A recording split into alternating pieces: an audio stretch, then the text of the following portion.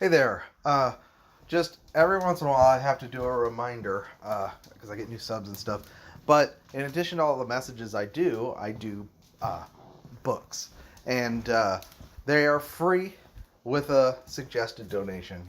Right now I'm working on one about God's discipline in grace, and one of the reasons why some Christians get stuck is because their fear of God keeps him from being able to really touch them deeply and bring them through things to bring them to deeper experience of him.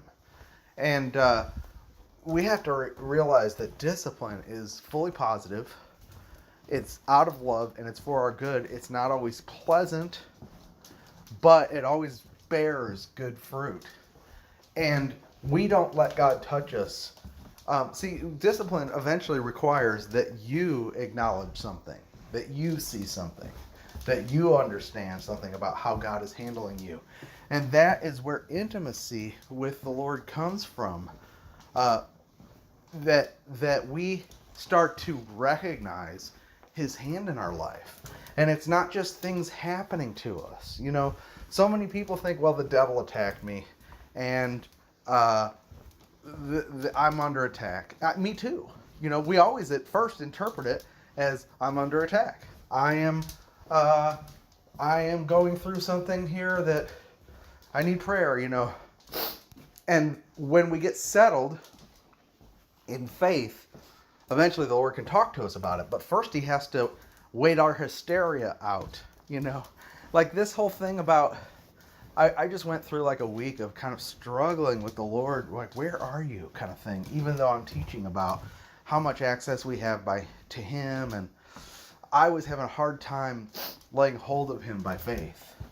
And the whole thing was a discipline, a training about my weakness and how much I need him.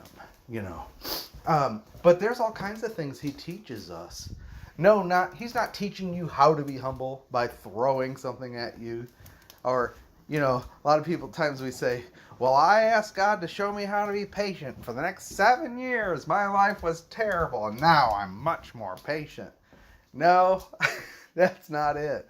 Because God's not interested in teaching you how to have a virtue. He's teaching you Christ, who is your virtue.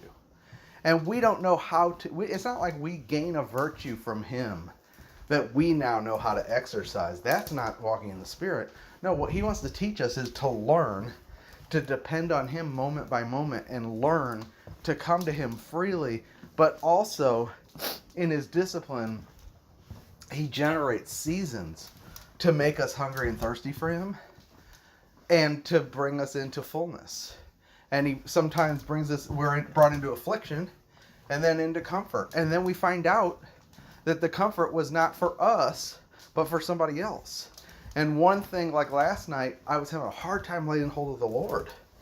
And really, it was a struggle. And it really reminded me of some of the conversations I've had with subs on my wall this last week who've said, I can't get the condemnation off. I can't, no matter what I seem to say, it's like, I'm not even sure I'm saved. Now, it wasn't that bad, but that's what I was going through. And the Lord showed me it was weakness. And he wanted me to speak to it. And when I spoke to it, it all rolled off. So that message released me. Okay? That was his discipline. He was bringing me through something. And see, I can recognize that because I've come to know him.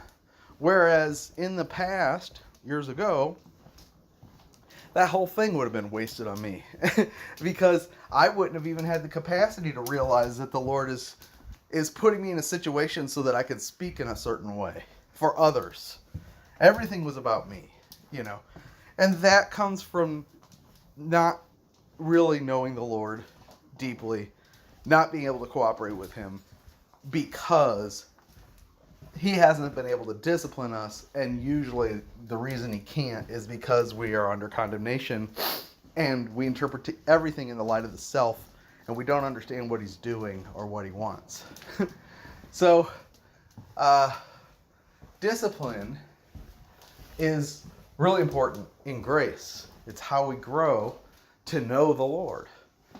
He trains us. He trains our senses to know his dealing in our life and to interpret it properly. That's what discipline's for.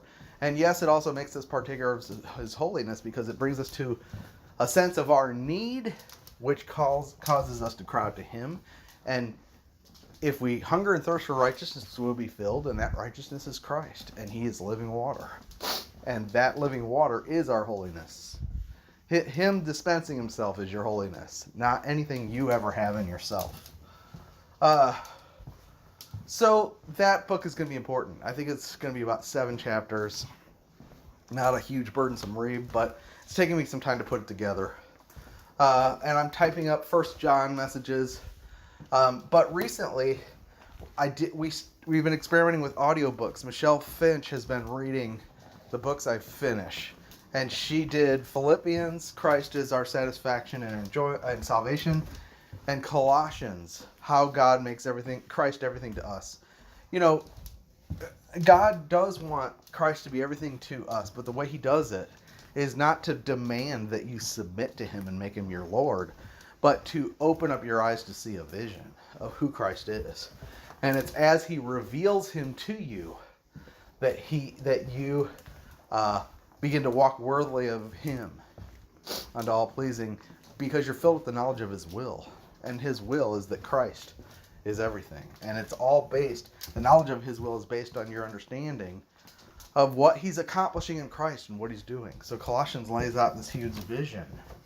And that's how God makes Christ, how you grow in all things into him who is the head. You know, he heads you up in Christ through vision and knowledge. So these are really important books. And I got one on Hebrews and Romans and a couple others in there. And they're free. You can go to my website, Christians Need the Gospel, go to the shop, go to books, and there's a bunch in there. Donations are appreciated because of the time spent. Some people get mad because I have the audacity to sell things, you know. Well, I don't really sell them. It is free. And that's not a ruse. Believe me, I don't make enough money from these things to justify doing it if I was in it for the money. I'm not even making minimum wage when it's all said and done. I spend hundreds of hours typing, editing, you know, and at most I sell maybe, I think Hebrews maybe I sold 100 copies of that, or 100 people downloaded it. Colossians maybe 30, Romans maybe 25, you know, and most people take it for free. But there are people who make up the difference and generously give as the Lord leads. And it works out to about what, you know, a good part-time job would work out some months. And it's not consistent. And it's not an income stream. And I just have to put that out there. You know, the people who accuse this way, they say, well, the gospel should be free, you know. And I just know that you must not be a very well-bred person. Because I treasure books, and my whole library downstairs is full of books that I've read that I had to buy. And I don't know if people don't do that anymore or what, but, you know, it costs time and money to produce things. And yes, the gospel's free, but the worker's worthy of his hire. And Paul said, no one goes to war and buys his own armor, you know. I'm fighting, I'm doing what I can to put the word out as much as possible. And I feel like the Lord is speaking things today that I don't feel like it. I have not read the things that God is opening up from the words in commentaries. There's definitely a fresh speaking right now. So I try to publish it, you know. And these are things you can share with people who don't listen to YouTube. You know, here's a good book. Some messages on, you know, rest or discipline or God's eternal purpose or the new covenant or Romans, you know. And they're all with a singular focus of getting our conscience free from fear so that we can stand boldly in God's presence and he can deal with us. That's my whole thing. So I just wanted to put that reminder out here that those resources are available. If you're looking for something to read or listen to, they're there. All right, take care.